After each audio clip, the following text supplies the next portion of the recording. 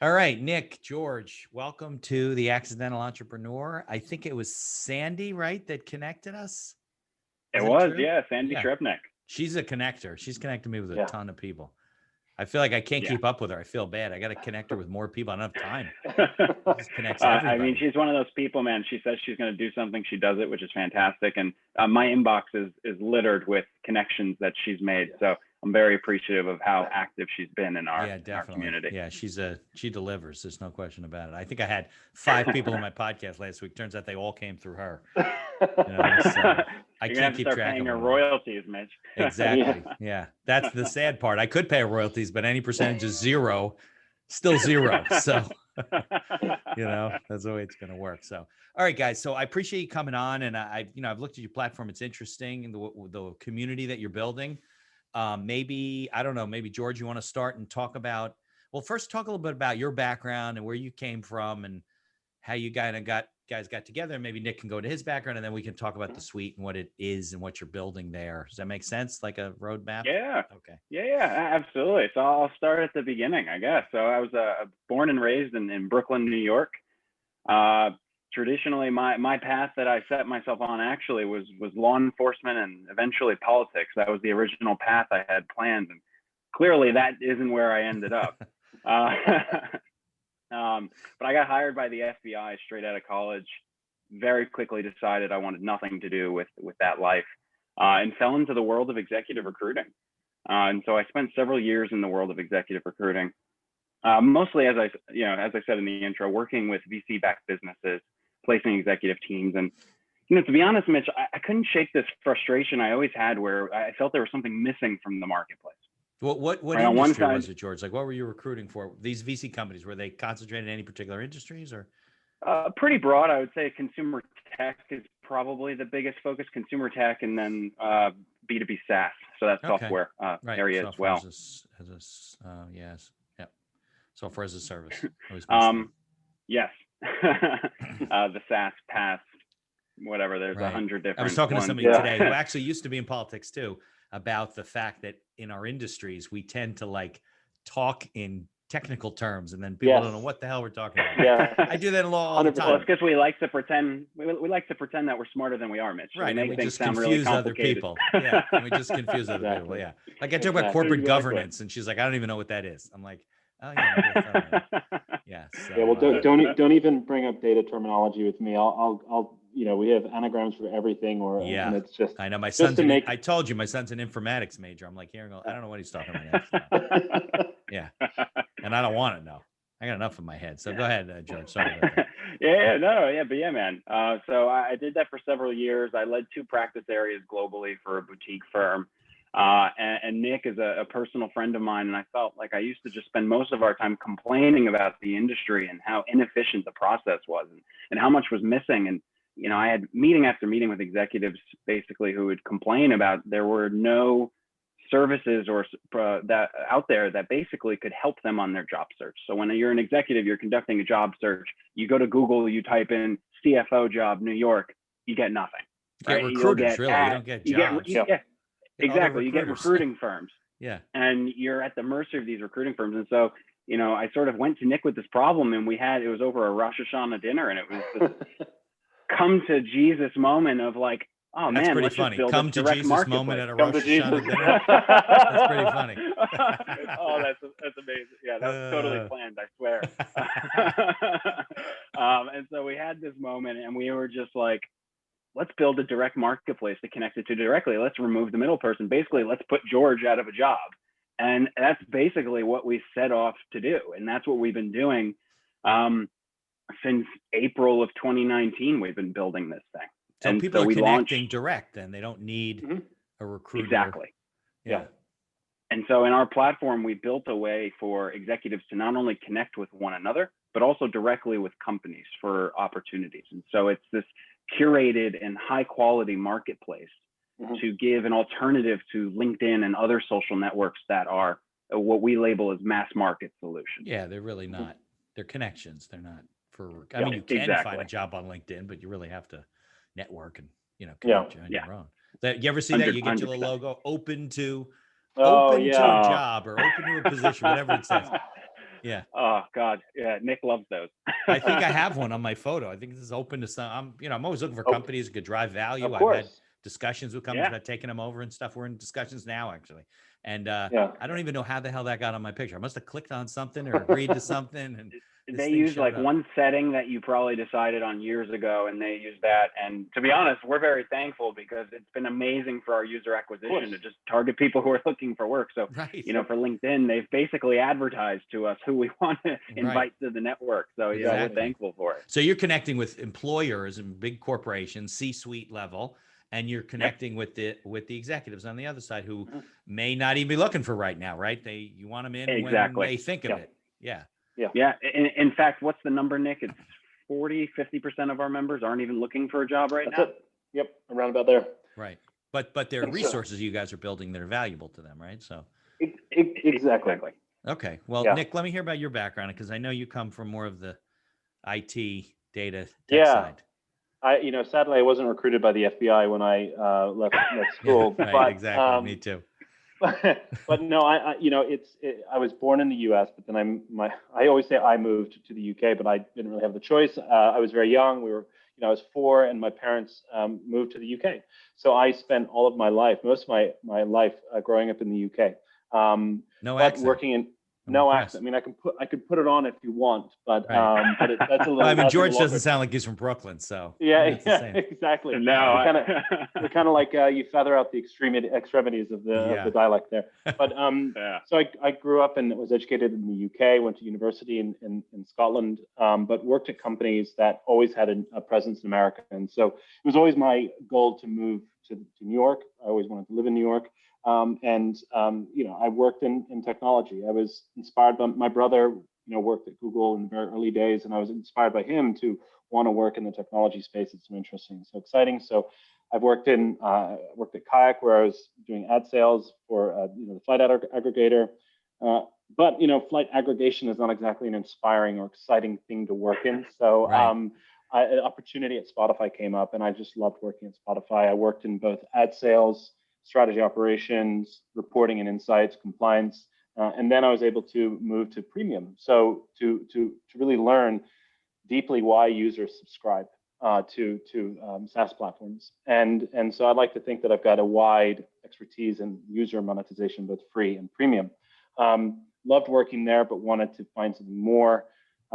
I'm very personally interested in information marketplaces, places where information is traded, bought, sold, exchanged. And so I went to work at an education startup as director of subscriptions, and they're focused on delivering homework help to middle school and high school kids. And that's the first time I'd worked in an information marketplace. Like a Khan Academy type of a company? A little bit, yeah, like a Quora, kind of a Quora for high school kids. Quora, sure. And that was fantastic, but I was, again, just looking for something more. I'm like a magpie. I think George is too. We kind of, the second we achieve something, we're like, okay, what's next? So it was at that point when George reached out to me about this idea. And, it's not a natural fit to go from where I'm in to, working in executive recruiting. There's a bit of a gap there, but I see it as an information marketplace and as a space that is untouched by platforms. Effectively, it's virgin territory for optimization. And that's something that I'm personally very interested in. So information marketplaces and places where you can improve efficiency. And so we hashed this idea out, and here we are, a year and a half later, we're live and running and having a fantastic time. So you kind of build a lot of the technology and manage a lot of that stuff. And George, you drive the other side of it, bringing people in, getting people engaged, that type of stuff. Is that kind of how you delineate things at this point? Somewhat. Somewhat. I would say, well, there's also a third member of the founding team who's not here. He is our CTO, and he is responsible for all of the build of the platform. He's an absolute code wizard. I don't think in my years of recruiting CTOs, I've encountered someone quite as good as him when it comes to just the number of languages he can code in. It's a little freaky. We were very fortunate to find him. And so the way we essentially split it is, Nick really handles much of the membership ecosystem, the data, the analytics, the user journeys. And I'm just the guy who benefits from their hard work, right? Exactly. Well, where's he located? Is he located in the States too? The CTO? Yes. Yeah, he's up in Connecticut right now. Oh, okay. All right, cool. Well, Yeah. tell him I'm insulted he wouldn't come on my show. So. Like I'm chopped liver, you know.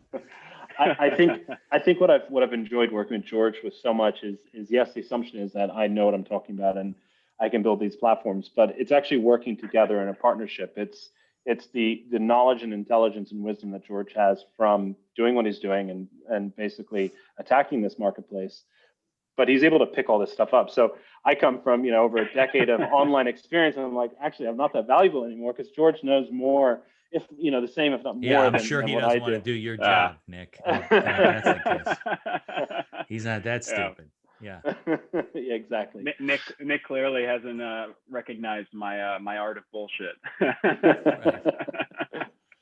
Totally. So, okay. So there's two things I really want to talk about today. One is you guys are entrepreneurs. You've started your own business. You're running the business, and how you are building that and connecting with people, and what advice you have for people that are starting basically it's a technology platform is what it really is.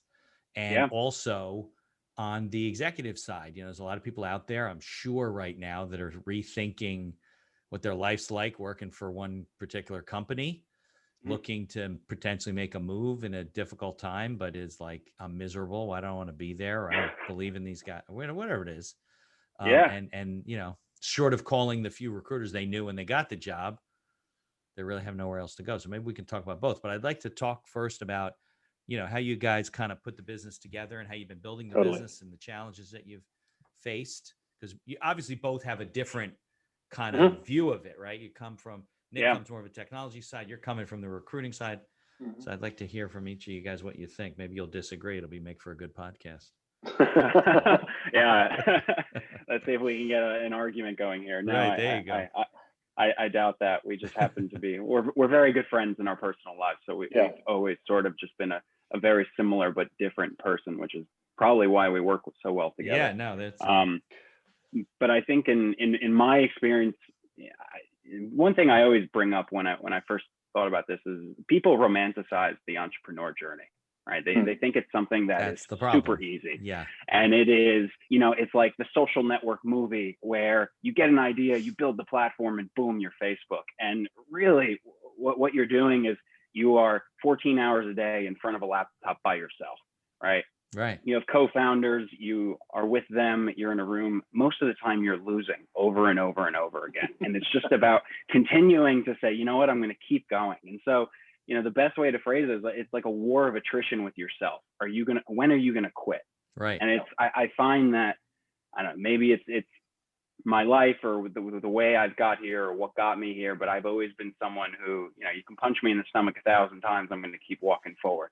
And so that's been a very valuable, at least for me in this journey, because to me, it's just about getting beat up every day and choosing to get back up. Yeah. But when it comes to this, it's a highly rewarding experience. And, when Nick and I first started this, we met in coffee shops, and it was sort of sneaking around outside work and sneaking him into the WeWork that I was in so we could work after work hours. Yeah, you want to keep your jobs. Nobody wants that's the thing, right? Keep the money coming in, don't quit.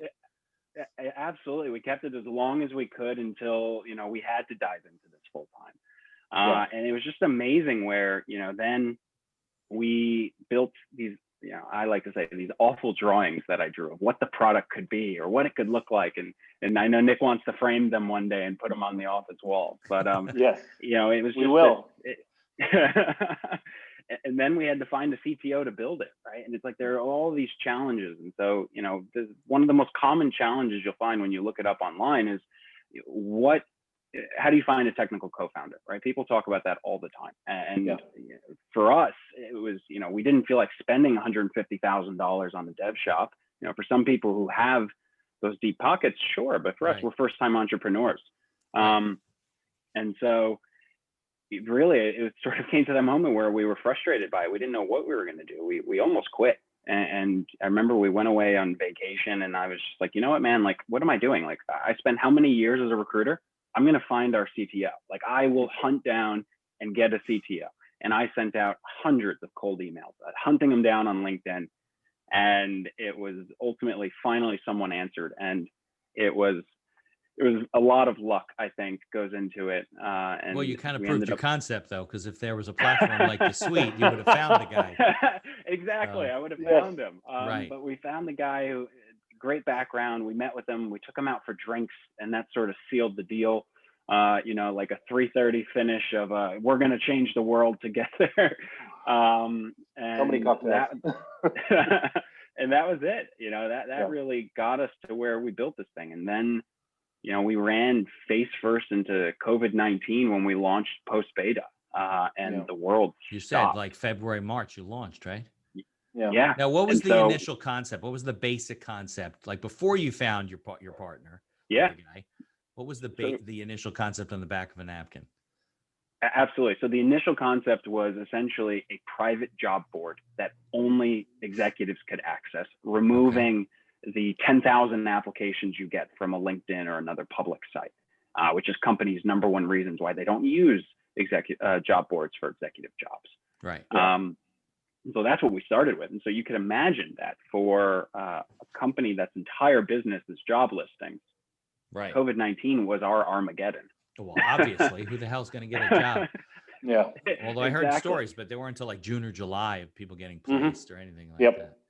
Exactly. And so, March came and Nick and I were like, oh my God, what are we going to do? And so, Nick came up with this fantastic idea of, this suite of products.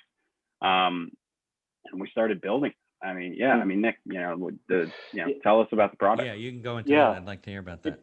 It's like one of the fundamentals of conversion funnels and is retaining users through a wide variety of broad depth of engagement. And so that's what my experience with the companies I've worked at, that's successful companies or successful subscription companies all build a wide set of products so that your need is met every time you come in because needs fluctuate over time.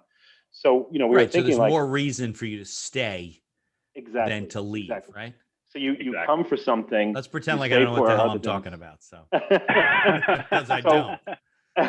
So you come, we get you into the funnel for one thing, and we get you to stay with the three other things you didn't even know existed. So it's a standard practice. And we looked at, we were both speaking with our members and also talking with George about, what companies like where he used to work, what they offer, other products. We're like, well, we can build this stuff. If executives are constantly looking for compensation data, well, we have that compensation data. We can build a way to access that compensation data. They're looking for meaning like what somebody at their level is making in other parts of the industry, that type of thing. Are they overcompensating, undercompensating? Exactly. Okay. And I think one of the journeys that we'd love to see being built is someone who comes from the public sphere wanting to go to a private enterprise. They have no idea what options are. They have no idea what equity they should get. They have no idea if these companies give bonuses, and we can provide that. So we are giving people the ability to, we're getting rid of the information asymmetry that executive recruiters live off. Like any kind of private group, accountants, lawyers, they all create information asymmetry. And so we're trying to take that apart. And what we've seen since we've launched these new features is people come for one thing, stay for other things, and then they talk about the features they didn't know about with their friends and bring them in. And so it's a direction that I'm really happy we went down, and it's been very successful for member growth and activation and retention. So how are you, what's the funnel look like? How are you drawing them in? Yeah, it's about 25% of our members come through from referrals. So that's something that we're really proud of, because other members referring other members. And that is, if we're talking about what online platforms go for, it is basically a product market fit. Right. So how well does this product fit into your needs as a person, as a human? And a high referral rate should show that. So a lot of our members come in from that. A lot of our members come in from our content machine. We push out articles. We try to be market leaders in this field. And those two things are really how we bring people in. And then once they're in, we give them a very novel experience. The questions we ask don't really exist anywhere else, because executives are very special people. You can't ask a LinkedIn style question for someone who's a CXO, because their years of experience, companies they've worked at, these things are not as important anymore. Right. So we ask, what have you got experience in mergers and acquisition? Have you taken a company public? Do you have board experience? And then most importantly, we ask you, what is your executive summary, which is your elevator pitch? Right. And then what's your What's your purpose statement? Which is what impact do you want to have at your next job, at your next role, at your next career? And that's something that's very important to us. Careers at this level need to have purpose to have stickiness and retention to make you feel like because it gets to a point where it's not just about money. Money is going to be great. What makes you stay is, I think I'm having an impact. Right. And then we onboard every member. We give the offer to onboard every member. So we're very customer centric, which is super important. How many members do you guys have right now? Yeah, we are just about to pass 700 members. Oh, okay. All paying? We have a variety. So it's a freemium model. So we have a variety of paying customers. The majority of our members are free. That's something that's very important to us. The beauty of a two-sided marketplace is the other side of the business is, the enterprise side is where the majority of our focus is on monetization. On the employer side. Yeah, we want it to be a little different. There's a lot of services out there that charge you $400 a month to just be on the platform. And our viewpoint is that you've already achieved that in your life, in your career. You shouldn't have to pay to accelerate that. And that's something that we believe in. We believed in it from day one, and we're going to believe in that as long as we can, because it's very important to us. Yeah. So as business owners, what kind of challenges have you guys faced as entrepreneurs? I mean, you were starting to talk about it before, George, but like Nick, what do you think's been the hardest part about this whole thing as being a business owner? Really, it's George sort of said it perfectly. You're constantly battling against yourself, and it's that feeling of imposter syndrome. I think I would expect that most business owners who are running early businesses, whether they're entrepreneurs or physical, brick and mortar or whatever, they feel like, am I doing the right thing? Right. And you're constantly looking for that validation. And I think that my biggest bit of advice that I tell everyone I talk to about building a business is have a partner, have someone who will give you, feedback, both positive and critical on your ideas, but will also be there for you if you need a little bit of support. Like if you're especially feeling bad because something isn't working, it was a big bet. Talking to your co-founder is a huge benefit. Right. But I would caveat that partners should be equal and opposite to you. George and I are very opposite personalities. If we were both me, then we would achieve nothing. So we have heated discussions a lot, and they're very productive because number one, we know how to stop them if they get personal, and number two, you need counterpoints. You need someone who's going to say, Nick, that's a terrible idea for these 5 reasons, and then you move on. You create something from that. So those are like my 2 things of advice. I would find a partner who is equal yet opposite in your outlook on life. Yeah, I talk a lot about that. Like if you are a solopreneur and it's a small business, get an advisor. It doesn't have to be a coach. It could be somebody you mentor with, somebody you trust, somebody who'll be honest with you and say, I have no idea what you're talking about. Like, why would you even do that? Now, and sometimes you educate them and they're like, oh, there's something there. But I mean, it's definitely true when you're just getting started, especially if you're in your job, right? So you're in your job, you're trying to build this platform. It's a hobby to start, right?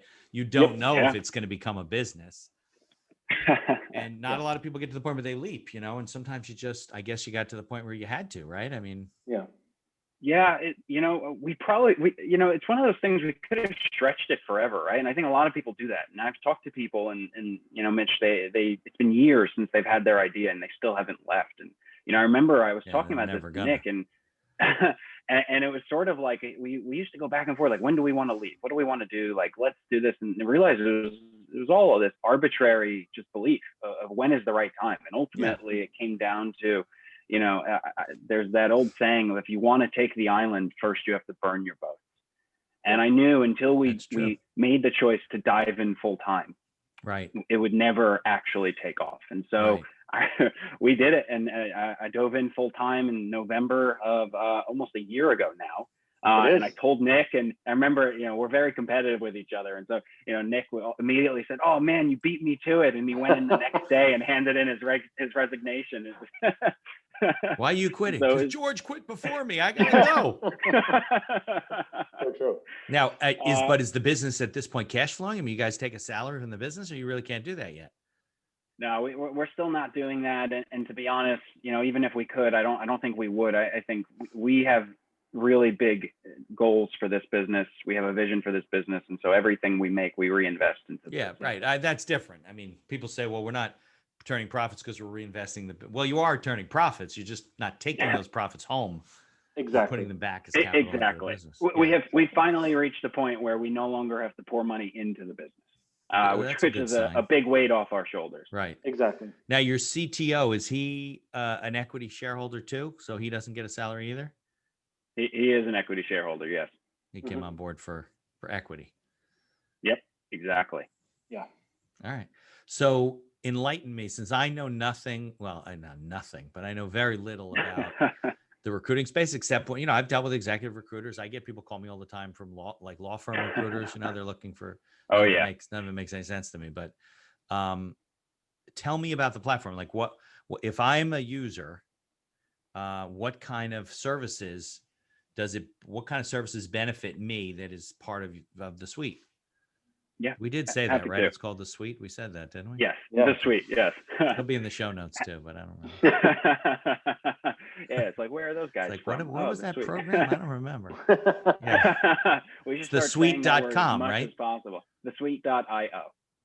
Okay. Well, what's thesuite.com? Is that someone else? Someone is squatting on it, man.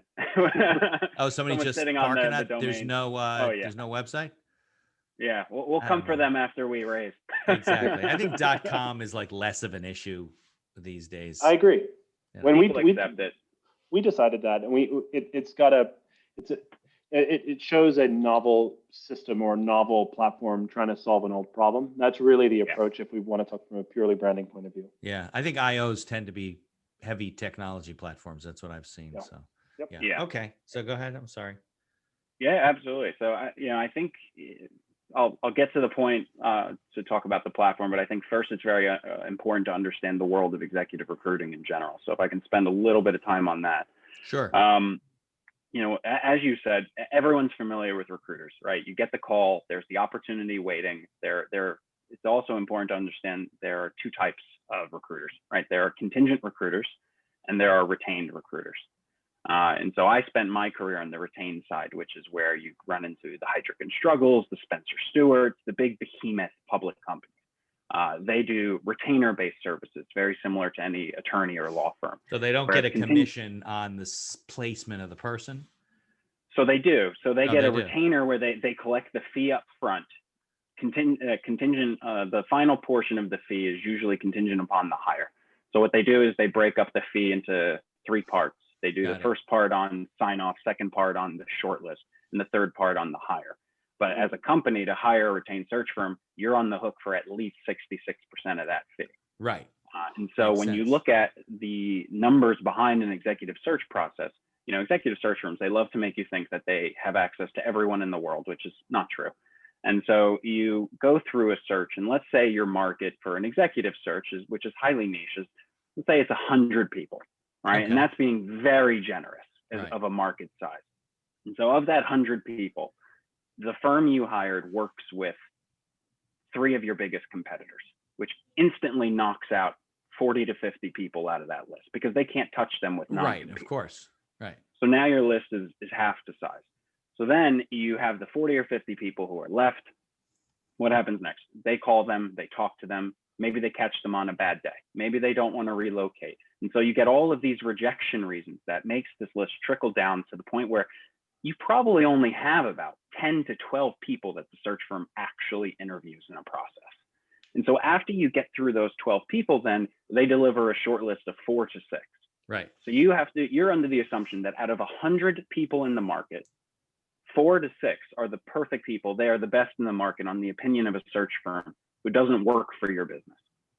And so you sort of have to ask yourself, for $150,000 for 5 people, you hope those are the best people in the market because you paid $30,000 per interview. Well, they're probably not. You already know that 40 to 50% of them are knocked out because of their relationships with other companies. You didn't even get a chance to talk to those. Exactly. But the problem is no one talks about this. Obviously, recruiters don't talk about it. No, well, the companies don't want to. Yeah, the recruiting company doesn't want to knock out, what they can do.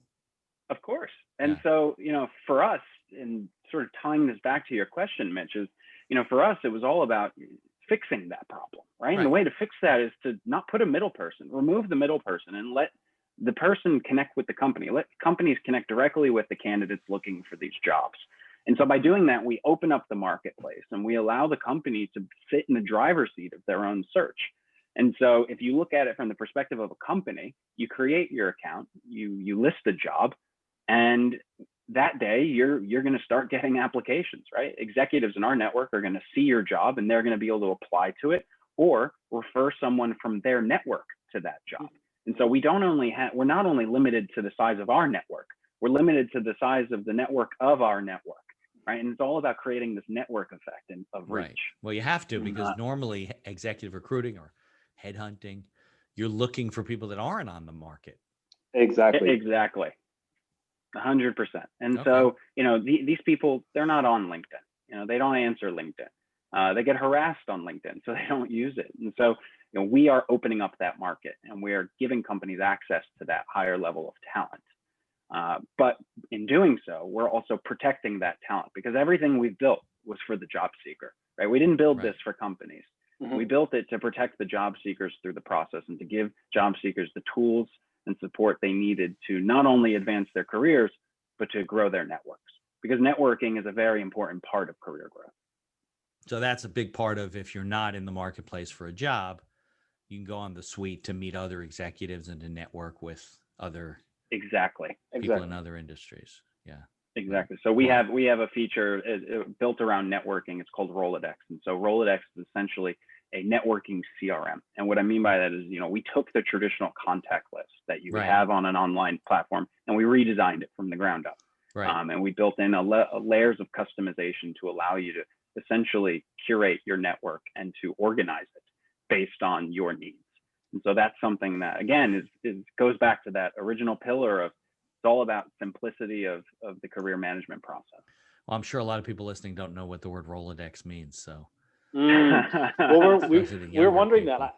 I think surprisingly, it's not. I was expecting the same thing too. But when we talk about it with especially our more junior members of the platform, everyone still gets it. They do. I think it's a fantastic name, because that's probably exactly trademarked. I don't know if the company's still in business. Yeah, well, I mean, who knows? We did check it with our attorneys, so we did get the pass on it. Yeah, that's good. As long as you're good. Yeah. But as long as we don't start selling paper that rotates, I think we're okay there. Yeah, right, exactly. Well, yeah, I don't know. Is Rolodex still in business? Can you get a Rolodex? Maybe it's electronic version now. Maybe on eBay. Yeah, I knew these guys. They were big. There was a CPA firm. They later merged. They all merged. But these guys were marketing like nut cases. I mean, they market. And this one guy had like 4 of these enormous wheels, Rolodex wheels, on his to the side of his desk. I mean, there must have been a couple thousand cards in each wheel. Wow. And that's crazy. I don't know how you mine that data, but he had it. He felt good about it. He's, look, I got all these. I'm like, what are you gonna do with them? I don't know. So I don't, because you remember it's all alphabetical, but if you have 4 of them, I don't know if it was all alphabetical. So you could go flip through it and figure out your stuff. That was the first CRM database. Yeah. If you think about it. Yeah, well, that it was really better was than just having cards in a drawer, I guess. But what's amazing is, we seem to have moved away from that level of customization and organization. If you look at today, if you look at any network, right? So Facebook, LinkedIn, AngelList, anything that has the capabilities to connect with people, you get a contact list filled with everyone you've ever connected with. And quickly you have 5,000 connections and no way to organize it. And you're looking at this list and you're like, how am I supposed to find Bob in a list of 5,000 people? I don't remember what company Bob works at. And so it's this challenge of, it's just funny that we started out at the hyper organized spectrum of a Rolodex, right? Customized alphabetically or however else you want to do it. And we moved away with technology. We've gone away from the organization aspect and we've just gone for, I guess, simplicity or ease of use. I don't know. Well, I think because of the search features, you could just throw everybody in a box, Exactly. I mean, I get LinkedIn requests all the time. If I don't know who they are, if I'm like, who are they connected with? Are they connected with you guys? All right. But I get connections. They say we're connected with, like you said, Bob. And I'm thinking, I don't even know who Bob is. Like, I have no idea. So I don't usually accept those. My favorite is when you get that message of, oh, we have a couple mutual contacts. I think right. It's got to be a kid. But then you look at them, you don't even recognize the contacts. Yeah. And I think what it is there's a lot of talk right now about verticalized marketplaces. That is the next iteration of where platforms are going. It's towards verticalized marketplaces. So something that solves the needs of a very specific tranche of users with lots of different products. And you're seeing that in the recruiting space a lot.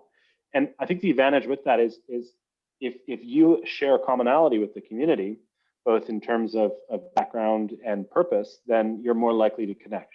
So you don't accept that LinkedIn request because you have nothing in common with that person apart from you were both hassled by one contact who connects you Unless to. they give me a note and explain to me like why. I was talking to Nick the other day and he said we would be great. We should meet. I'll be like, okay. Exactly. So what we're trying to do is there's a commonality with our marketplace. All of our members have achieved something in their career. They've achieved, VP or senior, and they all believe in purpose, like career purpose, having impact, and trying something different. And so when you get a request from one of our members, you're more likely to take it because you share that common background. So that was something very important. So that is a way that you do connect with each other on the platform. Yeah. Exactly. And a lot of people were sort of saying when we were first coming up with this idea, it's like, well, why are you focusing on executives? Why not focus on a specific slice of the executive marketplace? Be the executive marketplace for hospitality, whatever. It's because we don't want to limit ourselves to sort of that industrial background, because there's a commonality between all executives, regardless of the industry they work in. They all share very similar things. And we can actually build a much tighter, stronger network because they have that executive background, not because they both work in hospitality. Because a lot of people actually, they don't want to stay in hospitality. They want to move from X to Y. They're looking to make a jump to another industry. But you could also do like subgroups within the platform where people can join the hospitality group, or maybe they're looking to get into healthcare. So they're like, 100%. I want to join the healthcare group and introduce myself. And 100%. When we onboard every member, most of them say, I don't want to do the thing I've been doing for X years. I want to take my function and I want to do it somewhere else. And it's like, okay, well, we can help you find the roles, connect you with our concierge team, our career coach experts, and our kind of journey experts. And we can also connect you with other executives that have done that path, and you can learn from them. So we like to offer 3 different outlets for you to achieve your career goals, whether it's roles, coaching team, or other executives within our network. Now, if we did not have a pandemic going on, would you guys be doing like regional events at this point, or in-person stuff? Yeah, definitely. We had originally planned. I think Nick and I both agree. I don't know if it would be conferences or the mass events you see. I think that's very popular with some people. I think what we always favored, especially with our network, was more intimate dinners. Mm-hmm. Very tight niche mastermind groups of 8 to 12 executives with a particular problem in mind or a particular background. That was what we want to do. We have full plans to do that once the world returns to normal. Not really interested in doing it online, potentially, but I feel that it's an experience that we want to do right, and so we're waiting till the world returns a little more to normal. I mean, one of the advantages of online, and I think you probably should include that going forward, is that you can get people around the country that can connect where they can't locally. If they're in Washington State, they may have a dinner in Seattle, but if they want to connect and they're willing to relocate, connect around. So it's probably both at some point, Are your members spread throughout the country pretty evenly, or are they concentrated in certain areas, or? Yeah, I would say if you were to look at a heat map, you'd see definitely a focus on major cities, metropolitan areas, really, but that's just a product of where companies happen to be located. Right, of course. But we have members across, what is it, Nick, 32, 33 states already? Yeah, pretty much the majority. Yeah, it's something that as you go away from the cities, the funnel gets a little bit more complex. How do you acquire members who are on sites and that you aren't on? And that's really, as we start to scale the company, that's really what we want to start doing, is connecting people who are, say, not based in one of the major cities, to a young company that's looking for someone who's got that exact expertise. Is again another story that we want to develop. If we have a young startup that wants to speak to an expert in something quite niche, How do you find that person? And that's the kind of story we want to develop. They're looking for advisors in this background and experience. Well, we have that person for you. Right. So, we're looking to scale that growth and not just focus in the cities. I think a lot of, the competition out there focuses on the cities and focuses on just, one type of person, one vertical. We want to be as open as possible. Yeah, well, that's the traditional way. I mean, in the virtual world, things are different now. There's going to be people looking for talent all over the place. Exactly. 100%. That's why I asked if your CTO was in the United States. It doesn't have to be. You can work from Australia. I mean, you got to deal with time differences, but beyond that, you can work together. That's about it. No. Absolutely. And especially with this new work from home is most likely permanent for a lot of businesses. And, originally Nick and I had this fantasy of the office life and living at the office. It'll look like WeWorks, right? This beautiful open space, all these huddle rooms, and everybody's going to be exposed. And now we all get coronavirus. So you can't do that anymore. It's exactly. Crazy.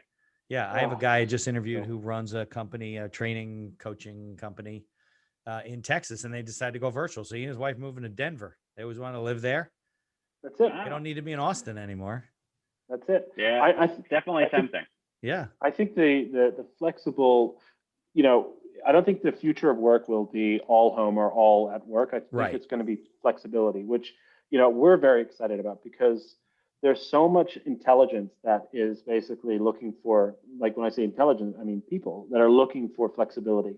They might have retired, or they might be on the verge of retiring, or they, they might be having to take less hours because of a family and kids. And we can offer those people opportunities to connect with companies that are looking for exactly that. Yeah. So we're very excited. It's very sad it had to come through a like deadly pandemic, but we're very excited that shift is slowly happening. And we embrace flexible work as much as possible, both in our company and with our members. I think you're going to see the next generation of millennials and whatever not expecting to go to work every day. I mean, 100%. I don't think there's anybody that said, I want to work from home 100%. And nobody said, I want to go back to work 100%. So you make yourself crazy if you never get out of the house. But right now, nobody wants to go on the train anyway. And totally, but it's funny because I think work has become a bigger part of our life now. Yeah, totally agree. You don't have that downtime of traveling home and kind of decompressing, or getting geared up on your way to work, walking to the train quietly. It's like a mode switch that doesn't happen anymore. Correct. There's no switch. There's no separation. Your office is your bedroom or your living room. 10 minutes, you can be up, washed up, and on a Zoom call. Yeah. That's it. And really the only challenge is finding a space where your neighbor, your colleague at work isn't your wife, husband, partner who's totally sick of dealing with you because you can't have those water cooler moments anymore. Right, exactly. Well, I mean, I have a co-working space here because I don't really have an office at home. I could reconfigure some things, but I haven't decided not to do it. It's 6 minutes from my house. So people could do that. They go to the city 2 days a week and then they're co-working space 3 days a week. And, you're fine. I mean, kind of trapped in this room, but I got to put on my mask to leave. That is frustrating. Yeah. But I think George and I have spoken a lot about this. It's that modality. You're changing from home to work modality, and it's really the commute. So maybe I should just walk around the block before my 9 a.m. It's probably not a bad idea. I mean, if you think about it, what did we gain back? A couple of hours a day?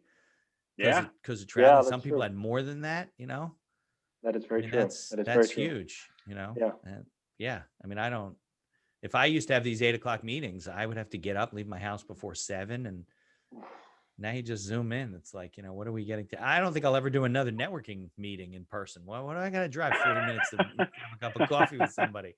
I agree. Have each of your days. Yeah. I agree.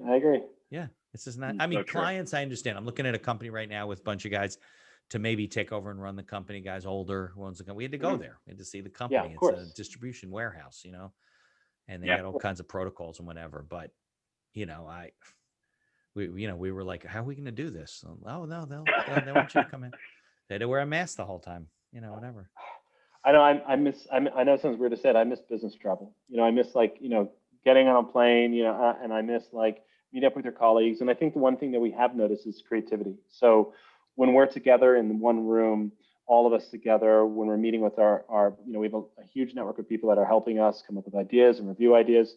Just being around like a whiteboard is so great for creativity. So I know that's one thing that George and we're trying to deal with, and we are much more creative people when we're together in the same place. So I think we'll probably adopt a hub mentality. We have to meet every so often so that we have like the bind between the employees and the team, but also those creative moments, and also times to just blow off steam and go out for dinner and enjoy working together. That's the things I'm most worried about and miss the most in this kind of new working environment.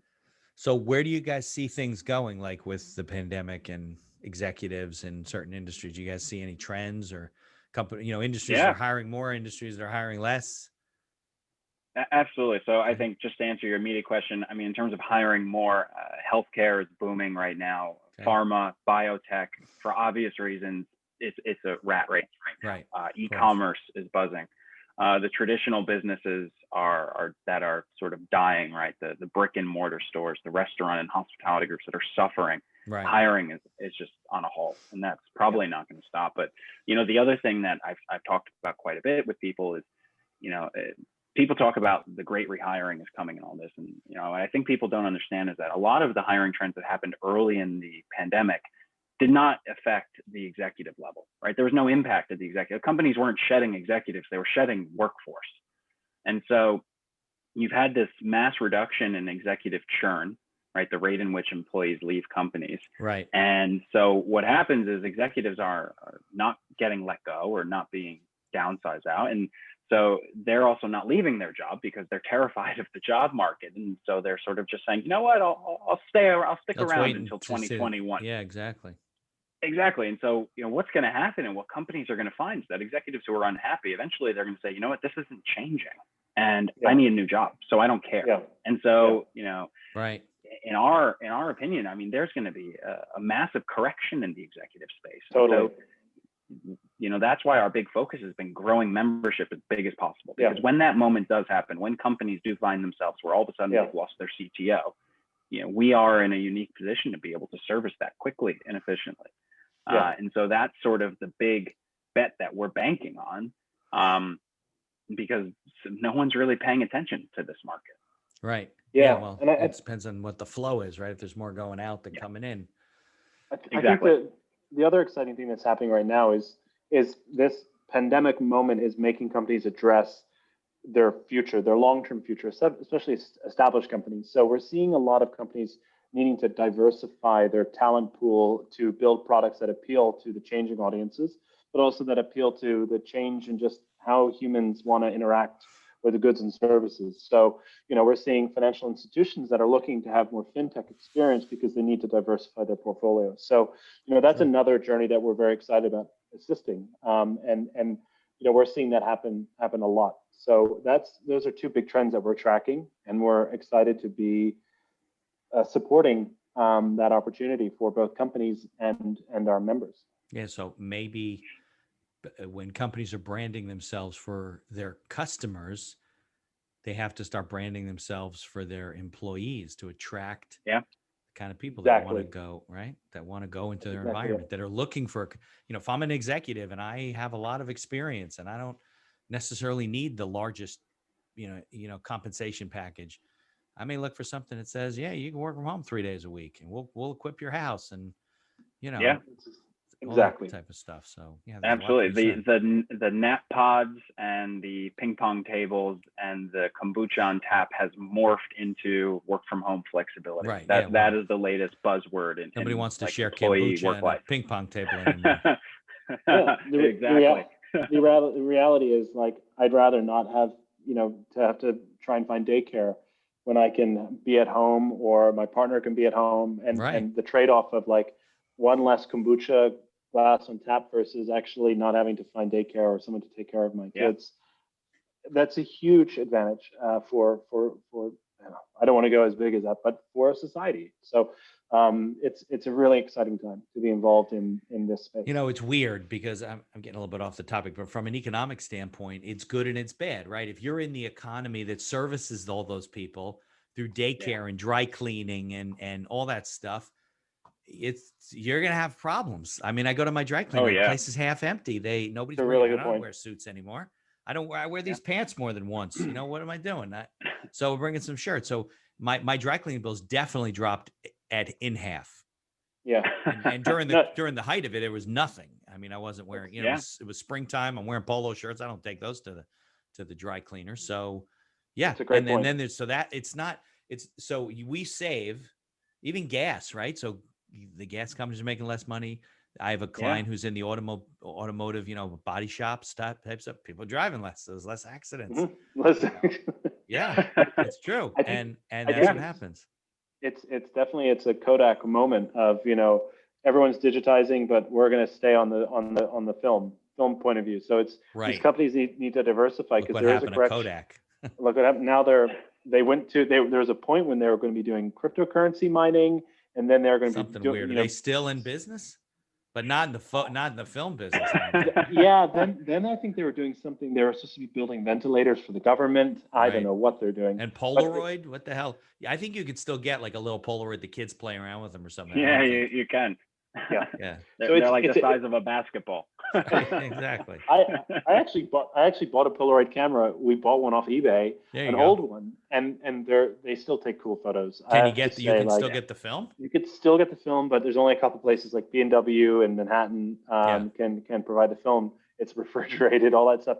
It just has that effect that you can't replicate with an Instagram filter. It's just so cool.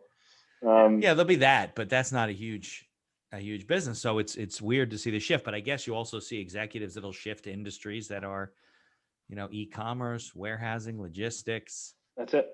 100%. There's a strong desire for people to change industries, and yet there's so little information out there to help people change industries, and people don't know how to do it, right? So some people, they're completely unaware that they can change industries. They're like, well, I've been in banking for 25 years. What else am I going to do? No one else is going to hire me. And they're dead wrong.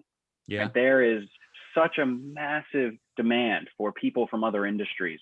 And, back in my recruiting days, we used to do this all the time. I mean, we would take people from banking and we would put them into telco companies, or we put them into retail, right? And you look at the reasons why, and it's because on paper, they sound very different, but when you think about it, just at the very basic level, a retail bank and a retail store, there are massive distribution networks of products and customer foot traffic to account for, right? And it's like the skill sets, depending on your function, there's a lot of overlay there. And so it's about educating people. And I would say the majority of our experts, when they're talking to members about career help, is about teaching them that you can change industries. This is how you do it. This is how you phrase your story to translate over.